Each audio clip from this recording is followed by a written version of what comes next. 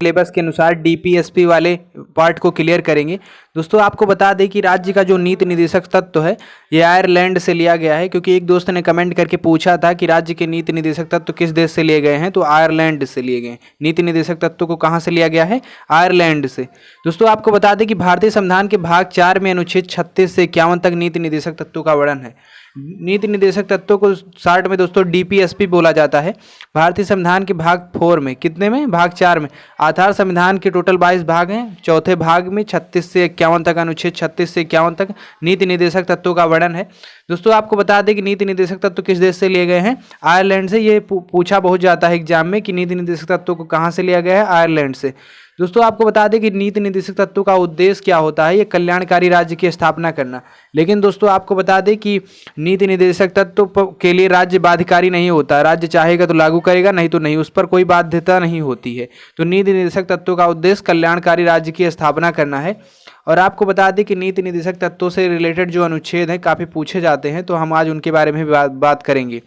जो आर्टिकल 38 है उसमें राज्य लोक कल्याण की अभिवृद्धि हेतु सामाजिक व्यवस्था की स्थापना करेगा, इसके बारे में बताया गया है। आर्टिकल 38 में क्या बताया गया? अनुच्छेद 38 में कि जो राज्य है वो लोक कल्याण की अभिवृद्धि हेतु यानी वृद्धि हेतु सामाजिक व्यवस्था की स्थापना करेगा।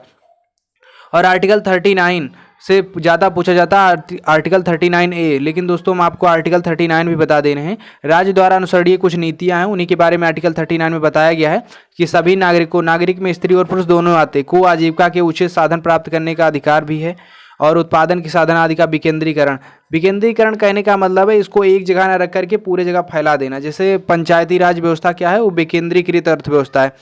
पहले एक होता है केंद्रीकृत, एक होता है विकेंद्रीकृत। केंद्रीकृत कहने का मतलब है पूरी शक्तियां केंद्र में चली जाए, जबकि विकेंद्रीकृत कहने का मतलब है कि जो शक्तियां हैं उनका विभाजन हो जाए, अर्थात तो बट जाएं, उनका विकेंद्रीकरण हो जाए। स्त्री पुरुष दोनों को समान कार्य के लिए समान वेतन, ये आर्टिकल 39 में बताया गया है। किसमें बताया गया है? कि स्त्री और पुरुष को समान कार्य के लिए समान वेतन दिया जाए, आर्टिकल 39। और दोस्तों आपको बता दें कि समान न्याय व्यवस्था जो है, समान न्याय एवं निःशुल्क विधिक व्यवस्था, जो न्याय एवं निःशुल्क है, जो कानून व्यवस्था है वो निःशुल्क मिले, इसको आर्टिकल 39A में बताया गया। आर्टिकल 39A में कहा गया है कि समान न्याय एवं निःशुल्क विधिक व्यवस्था 42वें संविधान संशोधन 1976 द्वारा शामिल की जाएगी। तो इसको समान न्याय एवं निःशुल्क विधिक व्यवस्था जो आर्टिकल 39A में है, इसको किस अनुच्छेद से किस संविधान संशोधन से जोड़ा गया? 42वें संविधान संशोधन 1976 द्वारा जोड़ा गया। दोस्तों आपको बता दें कि मोस्ट इंपॉर्टेंट क्वेश्चन पिछली बार भी पेट में पूछा गया था कि ग्राम पंचायतों का गठन या ग्राम पंचायत का उल्लेख किस अनुच्छेद में है? तो आर्टिकल 40। अनुच्छेद 40 में है ग्राम पंचायतों का संगठन, अर्थात ग्राम पंचायतों के बारे में अनुच्छेद 40 में बताया गया है। दोस्तों ये इंपॉर्टेंट है क्योंकि पिछली बार भी पेट में पूछा गया, अधिकतर परीक्षाओं में क्वेश्चन पूछा जाता है। जो अनुच्छेद 41 है उसमें कुछ दशाओं में काम, शिक्षा व लोक सहायता पाने का अधिकार बताया गया है। अनुच्छेद 42 में क्या है?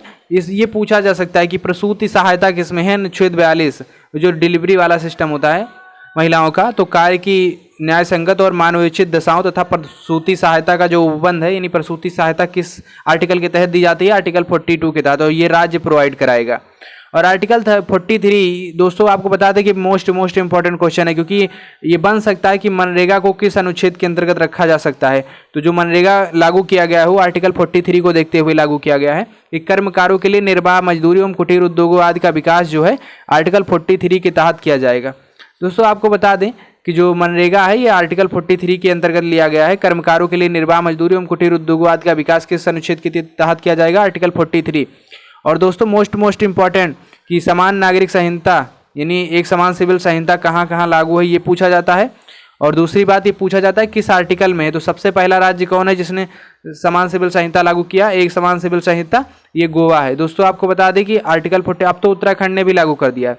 आर्टिकल 44 नागरिकों के लिए एक समान सिविल संहिता।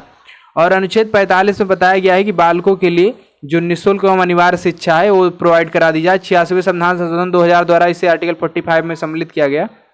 और जो अनुच्छेद 47 में पोषण के बारे में बताया गया कि पोषाहार स्तर और जीवन स्तर को ऊंचा करने तथा लोक व्यवस्था को सुधार करने का ये राज्य का कर्तव्य होगा, ये आर्टिकल 47 में कहा गया।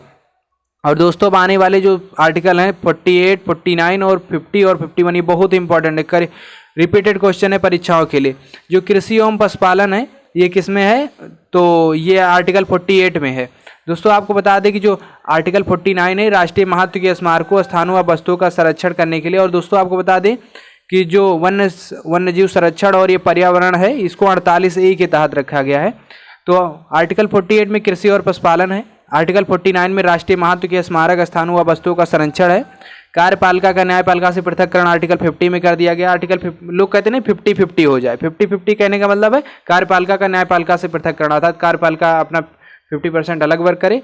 50-50 कहने मतलब एक ट्रिक है, यानी कार्यपालिका 50-50 होने का मतलब अलग करना, बराबर बांट लेना। तो कार्यपालिका का न्यायपालिका से पृथककरण क्या है, आर्टिकल 50 में बताया गया। और अंतर्राष्ट्रीय शांति, इंटरनेशनल पीस और सुरक्षा की अभिवृद्धि किसमें बताई गई है, आर्टिकल 51 में। तो अनुच्छेद 51 में क्या बताया गया, अंतर्राष्ट्रीय शांति। अनुच्छेद 48 में क्या बताया गया, कृषि व पशुपालन। अनुच्छेद 49 में बताया गया राष्ट्रीय महत्व के स्मारक स्थानों व, और आर्टिकल 48 में क्या बताया गया है, वो पर्यावरण से रिलेटेड बातें बताई गई। कार्यपालिका व न्यायपालिका का पृथक्करण अनुच्छेद 50 में बताया गया। दोस्तों इसके बाद हम पढ़ेंगे ये इंपॉर्टेंट क्वेश्चन है, काफ़ी पूछा जाता है कि मौलिक कर्तव्य किस समिति की सिफारिश पर लागू किए गए। तो मूल कर्तव्य 42वें संविधान संशोधन 1976 द्वारा स्वर्ण सिंह समिति की सिफारिश पर जोड़े गए। ये पूर्व सोवियत संघ, जिसे USSR कहा जाता था, रूस के संविधान से लिए गए। तो मौलिक कर्तव्यों को भारतीय संविधान में कहाँ से लिया गया है, रूस के संविधान से। दोस्तों आपको बता दें कि जो मूल कर्तव्य है 42वें संविधान संशोधन, कॉन्स्टिट्यूशन अमेंडमेंट 1976, तो 42वां संविधान संशोधन कब हुआ था, 1976। तो कई बार ऐसे क्वेश्चन पूछे जाते हैं कि ये वाला संविधान संशोधन कब हुआ था, तो ऐसे पूछा जा सकता है कि 42वें संविधान संशोधन मतलब कब हुआ, 1976 ईस्वी में हुआ, तथा स्वर्ण सिंह समिति की सिफारिश पर मूल कर्तव्यों को भारतीय संविधान में जोड़ा गया। ये पूर्व सोवियत संघ रूस के संविधान से लिया गया था। मूल कर्तव्यों को कहाँ से लिया गया है, रूस के संविधान से। और मूल कर्तव्य संविधान के भाग 4 में अनुच्छेद 51 का में वर्णित है। इनकी कुल संख्या 11 है। लेकिन दोस्तों आपको बता दें कि जब 42वां संविधान संशोधन 1976 द्वारा मूल कर्तव्य जोड़े गए तो उस समय केवल 10 मौलिक कर्तव्य जोड़े गए थे। बाद में 86वें संविधान संशोधन 2002 द्वारा एक और शिक्षा का मौलिक अधिकार जो है उसको भी जोड़ दिया गया, मौलिक कर्तव्य जोड़ दिया गया। तो फिर 11 मौलिक कर्तव्य हो गए थे। तो अब कितने हैं टोटल इस समय कुल 11 मौलिक कर्तव्य हैं। और दोस्तों हम आपको बता दें कि ये इंपॉर्टेंट भी है, परीक्षा में पूछा जा सकता है कि इनमें से कौन कौन सा मौलिक कर्तव्य नहीं है। तो आपको दे देगा कि 4 ऑप्शन दे देगा, उसमें से 4 में से एक गलत कर देगा, कोई दूसरा दे देगा वो नहीं रहेगा मौलिक कर्तव्य, तो कहेगा इसमें से कौन सा नहीं है। या पूछा जा सकता है इनमें से कौन है, तो आपको ये नहीं पूछा जाएगा कि इनमें से कौन है, ज़्यादा यही पूछा जाएगा कि इनमें से कौन नहीं, क्योंकि ये ज़्यादा है। तो उसमें से 4 बना देगा, उसमें से कहेगा एक गलत रहेगा, तो वही तुम्हें चूज करना होगा। संविधान का पालन करें, मतलब जो मूल मौलिक कर्तव्य में क्या क्या बताया गया है, तो संविधान का पालन करें और उसके आदर्शों, राष्ट्र संस्थाओं, राष्ट्रध्वज और राष्ट्रगान का आदर करें। दोस्तों आपको बता दें कि आपका मौलिक अधिकार और मौलिक कर्तव्य में डिफरेंस होता है। जो मौलिक कर्तव्य है इसे लागू आप पर जबरदस्ती नहीं किया जा सकता, लेकिन मौलिक अधिकार को मतलब आप पर जबरदस्ती भी लागू किया जा सकता है। यानी उस पर क्या है कि आप मौलिक कर्तव्य को लेकर के कहीं न्यायालय में नहीं जा सकते कि ये हमारा मौलिक कर्तव्य है, इसे हमें मिलना चाहिए, लेकिन मौलिक अधिकार को लेकर के आप न्यायालय में जा सकते हैं, आपको वहाँ उसका न्याय मिलेगा अगर आपको मौलिक अधिकार नहीं मिल रहा, फंडामेंटल राइट। लेकिन फंडामेंटल जो ड्यूटी होती है इसको आप ये न्यायालय में परिवर्तनीय नहीं है। सिंपल अगर मैं ये कहूँ, ये न्यायालय में परिवर्तनीय नहीं है मौलिक कर्तव्य, लेकिन वो जो मौलिक कर्तव्य है वो मौलिक अधिकार वाला होता है। तो संविधान का पालन करें और उसकी आदर्शों, संस्थाओं, राष्ट्रध्वज और राष्ट्रगान का आदर करें। स्वतंत्रता के लिए हमारे राष्ट्रीय आंदोलन को प्रेरित करने वाले उच्च आदर्शों को हृदय में संजोए रखें और उनका पालन करें। दोस्तों आपको बता दें कि भारत की संप्रभुता, एकता और अखंडता की रक्षा करें और उसे अक्षुण्ण बनाए रखें। देश की रक्षा करें और आह्वान किए जाने पर राष्ट्र की सेवा करें। भारत के सभी लोगों में समरसता और समान भ्रातृत्व की भावना का निर्माण करें, जो धर्म, भाषा और प्रदेश या वर्ग पर आधारित सभी भेदभावों से परे हों। इसी प्रथाओं का त्याग करें जो स्त्रियों के सम्मान के विरुद्ध हों। कहने का मतलब है हमें ऐसी प्रथाएं नहीं लागू करनी चाहिए जो स्त्रियों के सम्मान के विरुद्ध हों। हमारी सामाजिक संस्कृति की गौरवशाली परंपरा को महत्व समझें और उसका परीक्षण करें। प्राकृतिक पर्यावरण जिसके अंतर्गत वन, नदी, झील, वन्य जीव में रक्षा करें, उनका संवर्धन यानी बढ़ाएं और प्राणी मात्र के प्रति दया भाव रखें। वैज्ञानिक दृष्टिकोण, मानववाद और ज्ञानार्जन तथा सुधार, ये इंपॉर्टेंट है, कई बार पूछा गया है क्योंकि ये मौलिक कर्तव्य ऐसा लगता नहीं। तो वैज्ञानिक दृष्टिकोण, मानववाद, ज्ञानार्जन और सुधार की भावना का विकास करें। अगर नहीं पढ़ेंगे तो आपको लगेगा ये तो नहीं हो सकता मौलिक कर्तव्य। सार्वजनिक संपत्ति को सुरक्षा करें और हिंसा से दूर रहें। व्यक्तिगत और सामूहिक गतिविधियों के सभी क्षेत्रों में उत्कर्ष की ओर बढ़ने का सतत प्रयास करें, जिससे राष्ट्र निरंतर आगे बढ़ते हुए उपलब्धि की नई ऊंचाइयों को छू ले। और 6 से 14 वर्ष की आयु के बच्चों को माता पिता जो और उनके जो संरक्षक उन्हें शिक्षा का अवसर प्रदान करें। ये किस आर्टिकल से जुड़ा, किस कॉन्स्टिट्यूशन अमेंडमेंट से जोड़ा गया? 86वें संविधान संशोधन 2002 द्वारा ये जोड़ा गया था मौलिक कर्तव्य में। पहले जब जोड़े गए थे शुरुआत में तो 10 ही मौलिक कर्तव्य थे, बाद में इसको जोड़ करके टोटल कितने मौलिक कर्तव्य हो गए? 11। दोस्तों आपको बता दें कि मौलिक कर्तव्यों से क्वेश्चन पूछे जाते रहे, तो आप इसे सही से थोड़ा ध्यान रखिएगा। संसदीय प्रणाली, दोस्तों आपको बता दें कि जो संसदीय प्रणाली है संघ की कार्यपालिका है, उसके अंतर्गत अब हम पढ़ेंगे तो आर्टिकल 5 में संसदीय मतलब संघ के बारे में बताया गया है। तो संविधान के भाग 5 में अनुच्छेद 52 से 78 तक संघीय कार्यपालिका का विवरण मिलता है। संवैधानिक व्यवस्था के अनुसार संघीय कार्यपालिका का निर्माण राष्ट्रपति, उपराष्ट्रपति, मंत्रिपरिषद तथा महान्यायवादी से मिलकर होता है। राष्ट्रपति इस कार्यपालिका का प्रमुख होता है। लेकिन दोस्तों आपको बता दें कि संवैधानिक प्रमुख होता है, वास्तविक जो प्रमुख होता है वो प्रधानमंत्री ही होता है। तो भारतीय संघ की कार्यपालिका राष्ट्रपति, उपराष्ट्रपति, प्रधानमंत्री, मंत्रिपरिषद व महान्यायवादी से मिलकर ही बनती है। और भारत के जो राष्ट्रपति हैं, भारत के राष्ट्रपति का कहने का मतलब है वो राष्ट्रपति भारत का प्रथम नागरिक होता है। ये इंपॉर्टेंट है दोस्तों, कई बार पूछा गया है। जैसे अगर पूछा जाए राज्य का प्रथम नागरिक कौन होता है तो राज्यपाल हो जाएगा। अगर नगर पालिका का प्रथम नागरिक पूछा जाए तो वो मेयर हो जाएगा। तो उसका जो प्रमुख होता है संविधान के अनुसार वही उस चीज़ का प्रमुख प्रथम नागरिक होता है। तो जैसे भारत का मेन सबसे कौन है, संवैधानिक प्रमुख कौन है, राष्ट्रपति है। तो राष्ट्रपति भारत का पहला नागरिक है। तो राष्ट्रपति भारत का प्रथम नागरिक होता है। संघ की कार्यपालिका शक्ति राष्ट्रपति में ही निहित होती। कहने का मतलब जो संवैधानिक शक्तियां हैं संविधान के अनुसार वो राष्ट्रपति में निहित मानी जाती, लेकिन परंतु वास्तविक जो एक्चुअल पावर है वो प्रधानमंत्री और मंत्रिपरिषद में ही निहित होती है। अनुच्छेद 52 में राष्ट्रपति पद का प्रावधान है। क्या है? आर्टिकल 52 में राष्ट्रपति पद का प्रावधान है। और आर्टिकल 54 में क्या है, राष्ट्रपति के निर्वाचन के बारे में बताया गया है कि कैसे कैसे होगा। राष्ट्रपति का निर्वाचन एक निर्वाचन मंडल के सदस्यों द्वारा किया जाता है, चुनाव अप्रत्यक्ष रूप से होता है, ये इंपॉर्टेंट है। और निर्वाचन आनुपातिक प्रतिनिधित्व प्रणाली के अनुसार एकल संक्रमणीय मत पद्धति से होता है, ये बहुत ही इंपॉर्टेंट है। पूछा जाता है कि राष्ट्रपति का चुनाव किस विधि से होता है, तो एकल संक्रमणीय निर्वाचन आनुपातिक प्रतिनिधित्व प्रणाली के अनुसार होता है। एकल संक्रमणीय आनुपातिक प्रतिनिधित्व प्रणाली आप कह सकते हैं। और इनका चुनाव अप्रत्यक्ष रूप से होता है, क्योंकि हम लोग इसमें डायरेक्ट पार्टिसिपेट नहीं करते राष्ट्रपति के चुनाव में, बल्कि हमारे द्वारा चुने हुए प्रतिनिधि यानी विधायक और सांसद राष्ट्रपति का वोट डालते हैं। इसलिए इसको अप्रत्यक्ष कहा जाता है, क्योंकि हम तो डायरेक्ट विधायक और सांसद को चुनते हैं ना, हम डायरेक्ट राष्ट्रपति को नहीं चुनते। विधायक और सांसद मिल करके वो हमारे प्रतिनिधि होते हैं, वो चुनते हैं राष्ट्रपति को। तो एक प्रकार से अप्रत्यक्ष हुआ।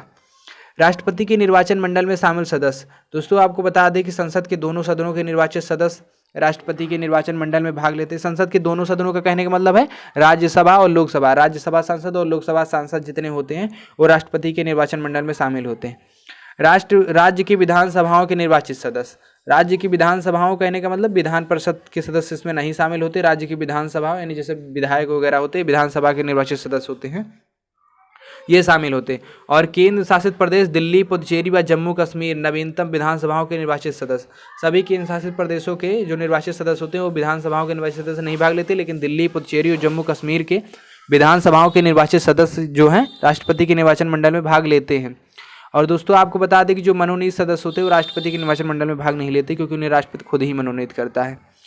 राष्ट्रपति की पदावधि आर्टिकल 56 में बताया गया है, पद धारण करने की तिथि से 5 वर्ष तक वो रहेगा, राष्ट्रपति का पद रहेगा। मतलब वो उतने साल तक, 5 साल तक पद जिस दिन धारण किया उसी दिन से 5 साल तक, अगले 5 साल तक वो राष्ट्रपति रहेगा। किसी भी समय त्यागपद दे सकता है। त्यागपद उपराष्ट्रपति को संबोधित मतलब होगा। कहने का मतलब यदि राष्ट्रपति अपना त्यागपत्र देना चाहे तो किसे देना होगा, उसको, उपराष्ट्रपति को। और कार्यकाल से पूर्व से महाभियोग इम्पीचमेंट लगाकर हटाया जाता है, जिसका उल्लेख आर्टिकल 61 में है। और महाभियोग की प्रक्रिया कहाँ से ली गई है? अमेरिका के संविधान से ली गई है। और दोस्तों आपको बता दें कि भारत का राष्ट्रपति एक से अधिक बार निर्वाचित हो सकता है। तो अगर पूछा जाए कि भारत का राष्ट्रपति जो है क्या एक बार ही निर्वाचित हो सकता है या अनेक बार, तो भारत का राष्ट्रपति एक से अधिक बार निर्वाचित हो सकता है। और एक किस आर्टिकल में है? आर्टिकल 57 में। राष्ट्रपति पद की योग्यताएं क्या क्या हैं? तो इस आर्टिकल 58 में बताया गया, वो भारत का नागरिक होना चाहिए, उसकी 35 वर्ष की आयु पूरी कर चुका हो, संघ सरकार, राज्य सरकार, स्थानीय प्राधिकरण या किसी सार्वजनिक प्राधिकरण में लाभ के पद पर उसे नहीं होना चाहिए। और आर्टिकल 61 में क्या है? राष्ट्रपति पर महाभियोग चलाए जाने की प्रक्रिया उल्लेखित है। और महाभियोग की प्रक्रिया कहाँ से ली गई है? अमेरिका के संविधान से। इम्पीचमेंट इसे इंग्लिश में बोला जाता है महाभियोग को। और राष्ट्रपति पर महाभियोग लगाकर ही इसे हटाया जा सकता है। और दोस्तों आपको बता दें कि जो महाभियोग है वो किस आर्टिकल से लगाया जाता है, तो आपको बता दें, इंपॉर्टेंट है। राष्ट्रपति की जो शक्तियाँ हैं वो कार्यपालिका शक्ति। भारत सरकार के समस्त कार्य राष्ट्रपति के नाम से ही होते हैं।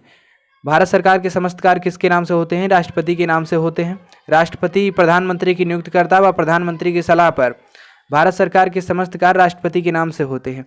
राष्ट्रपति प्रधानमंत्री की नियुक्ति करता है व प्रधानमंत्री की सलाह पर अन्य मंत्रियों तथा अन्य नियंत्रक एवं महालेखा परीक्षक, महान्यायवादी, सर्वोच्च न्यायालय और उच्च न्यायालय के मुख्य न्यायाधीश, अन्य न्यायाधीशों, राज्यपालों, विदेशों में राजदूत, संघ लोक सेवा आयोग के सभापति व सदस्यों, मुख्य चुनाव आयुक्त, वित्त आयोग, भाषा आयोग के अध्यक्ष व सदस्यों की नियुक्ति करता है। कहने का मतलब है भारत सरकार के समस्त कार्य लगभग राष्ट्रपति के नाम से ही होते हैं और राष्ट्रपति प्रधानमंत्री की भी नियुक्ति करता है और प्रधानमंत्री की सलाह पर इन लोगों की लगभग जो मेन है हर डिपार्टमेंट के, उनकी नियुक्ति राष्ट्रपति ही करता है। आप इनके बारे में पढ़े होंगे, एक बार पढ़ लीजिएगा, मैंने रीड कर दिया। विधायी शक्तियां, तो राष्ट्रपति संसद की बैठक बुला सकता है और संसद का सत्रावसान कर सकता है, लोकसभा का विघटन भी कर सकता है। यानी कहने का मतलब है राष्ट्रपति जो है संसद की बैठक को आहूत कर सकता है, उसका सत्रावसान कर सकता है, लोकसभा का विघटन भी कर सकता है, बट और संसद की जो आहूत और सत्रावसान करता है संसद की बैठक की, उसकी अध्यक्षता नहीं करता। उसकी अध्यक्षता कौन करेगा? लोकसभा अध्यक्ष करेगा। अनुच्छेद 123 के अनुसार अध्यादेश जारी कर सकता है। ये बहुत इंपॉर्टेंट है, पूछा जाता है कि राष्ट्रपति को किस आर्टिकल के अनुसार अध्यादेश की शक्ति प्राप्त है, तो आर्टिकल 123 1 2 3 1 2 3 आप याद रखेंगे। 1 2 को अपोजिट कर देंगे, 2 1 13 के अनुसार राज्यपाल हो जाएगा। अभी आपको राष्ट्रपति और राज्यपाल याद करने में बड़ी आसानी हो जाएगी। दोस्तों आपको बता दें कि ये धन विधेयक वाला क्वेश्चन काफी पूछा जाता है कि धन विधेयक को राष्ट्रपति की पूर्व अनुमति से ही संसद में पेश किया जा सकता है। तो ऐसे पूछा जाएगा आपसे कि धन विधेयक को किसकी अनुमति के बिना, क्या राष्ट्रपति की अनुमति के बिना संसद में पेश किया जा सकता है? तो हाँ, वार्षिक वित्तीय, और देखिए धन विधेयक जो है वार्षिक वित्तीय विवरण को संसद के समक्ष रखवाता है। कहने का मतलब है जो आर्टिकल 112 है उसी में वर्णन है इसका वार्षिक वित्तीय विवरण का। न्यायिक शक्तियां क्या है? उच्चतम न्यायालय के मुख्य न्यायाधीश एवं अन्य न्यायाधीशों की नियुक्ति यही करते हैं। अनुच्छेद 72 के तहत किसी अपराध के लिए दोष सिद्धि व्यक्ति को राष्ट्रपति क्षमा में अर्थात दंडादेश का निलंबन कर सकता है, मृत्युदंड स्थगन कर सकता है, राहत या माफ कर सकता है। तो कहने का मतलब हमारे ये है कि अगर यदि आपको किसी को फांसी की सजा मिली है तो उसे माफ करने का अधिकार सिर्फ ओनली राष्ट्रपति के पास ही है। बाकी सभी लोग मृत्युदंड ओनली सिर्फ राष्ट्रपति माफ कर सकता है, बाकी राज्यपाल थोड़ा उसको कम कर सकता है भले, लेकिन राष्ट्रपति ही अगर मृत्युदंड को माफ करना चाहेगा तो राष्ट्रपति कर पाएगा और कोई नहीं कर सकता।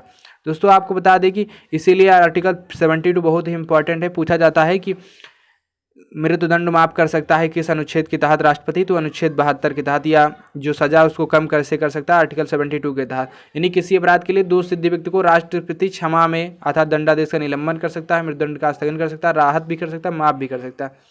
और दोस्तों आपको बता दें कि हमने सोचा कि भारत के जितने राष्ट्रपति हुए हम सबके बारे में पढ़ लेते हैं, क्योंकि अधिकतर इससे क्वेश्चन पूछे जाते रहे हैं। तो भारत के राष्ट्रपतियों में डॉक्टर राजेंद्र प्रसाद जो पहले राष्ट्रपति थे 1952 से 1962 तक इनका कार्यकाल रहा, टोटल 10 साल रहे, नहीं 2 बार राष्ट्रपति बने। और ये प्रथम राष्ट्रपति थे। सर्वाधिक कार्यकाल आज तक जितने राष्ट्रपति हुए हैं सबसे ज़्यादा कार्यकाल किसका रहा? डॉक्टर राजेंद्र प्रसाद का। और दोस्तों आपको बता दें कि जो डॉक्टर राधाकृष्णन थे ये पहले उपराष्ट्रपति थे, बाद में राष्ट्रपति बने। तो 1962 से 1967 तक ये डॉक्टर राधाकृष्णन जो है ये क्या थे? राष्ट्रपति थे, प्रथम राष्ट्रपति जो पहले उपराष्ट्रपति थे। ठीक, ऐसे राष्ट्रपति जो पहले उपराष्ट्रपति थे बाद में राष्ट्रपति बने, वो कौन थे? डॉक्टर राधाकृष्णन। डॉक्टर जाकिर हुसैन ये पहले मुस्लिम राष्ट्रपति थे, 1967 से 1969 तक इनका कार्यकाल रहा। सबसे कम अवधि इन्होंने राष्ट्रपति के रूप में निभाए, कार्यकाल के दौरान इनकी मृत्यु हो गई। उसके बाद में बीबी गिरी इन्हीं के स्थान पर आए। कार्यवाहक राष्ट्रपति, जब राष्ट्रपति नहीं रहता तो उसके स्थान पर कार्यवाहक राष्ट्रपति की नियुक्ति की जाती है। तो बीबी गिरी 1969 में प्रथम कार्यवाहक राष्ट्रपति बने। फिर एम हिदायतुल्लाह जो कार्यवाहक राष्ट्रपति, ये सर्वोच्च न्यायालय के मुख्य न्यायाधीश भी रहे थे। 1969 में एम हिदायतुल्लाह भी कार्यवाहक राष्ट्रपति बने थे। बाद में बीबी गिरी कार्यवाहक राष्ट्रपति से राष्ट्रपति का स्वतंत्र उम्मीदवार के रूप में इन्होंने जीत हासिल करी थी। ये पूछा जाता है कि स्वतंत्र उम्मीदवार के रूप में जीत किसने हासिल करी थी? तो 1969 में, 1974 में। दोस्तों आपको बता दें कि जो बीबी गिरी हैं इनके विरुद्ध कोई खड़ा ही नहीं हुआ, तो इस वजह से ये स्वतंत्र निर्वाचित हो गए। तो स्वतंत्र उम्मीदवार के रूप में जीत हासिल किसने करी थी? बीबी गिरी ने। 6वें राष्ट्रपति थे, 1969 से 1974 तक इनका कार्यकाल था।